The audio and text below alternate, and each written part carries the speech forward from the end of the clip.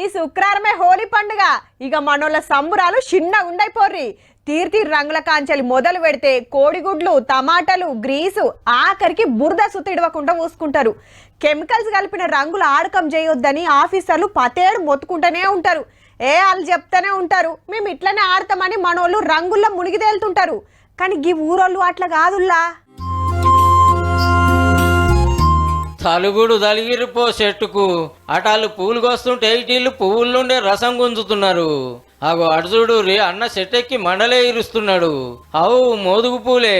హోలీ పండుగ వస్తుంది కదా, రంగులు తయారు చేస్తానికి సిద్దిపేట జిల్లా గోవర్ధనగిరి ఊరోళ్ళు ఇట్లా మోదుగు పూల వేటలో పడ్డారు.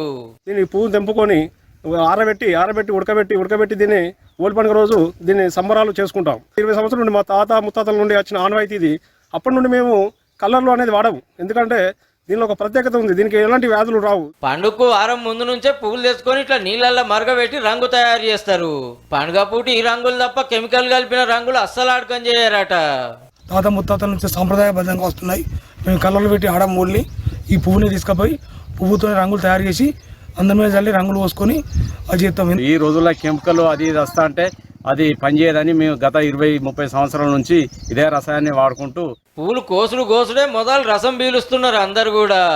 ఎంత కమ్మగా ఉంటదంటే అమృతం ఎట్టుంటో మాకు తెలియదు. మేము మా ఊళ్ళో ఉన్నటువంటి గోగు దగ్గర పోయి అందులోని మకరందాన్ని తాగి అమృతం కన్నా గొప్పగా ఉంటుంది, దాన్ని తాగి ఆస్వాదిస్తాం మేము.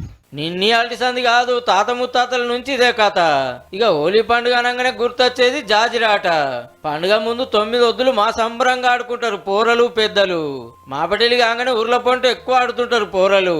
ముద్దుగా కోలలు పట్టుకొని వాడలన్నీ తిరుక్కుంటా తీరొక్క పాటలు పాడుతుంటారు.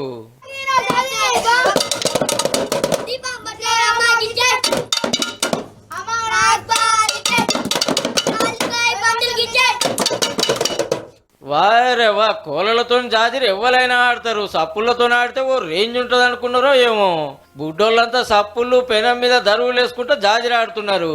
ఇక పూరలు అంతగానం పాడినందుకు బియ్యం అయితే బియ్యం, పైసలు అయితే పైసలు ఇస్తుంటారు. ఇవన్నీ చూస్తుంటే చాలా మంది పెద్దలకు చిన్నప్పటి రోజులు యాదికొచ్చినాలే. అట్లుంటది మరి హోలీ పండుగ అంటే.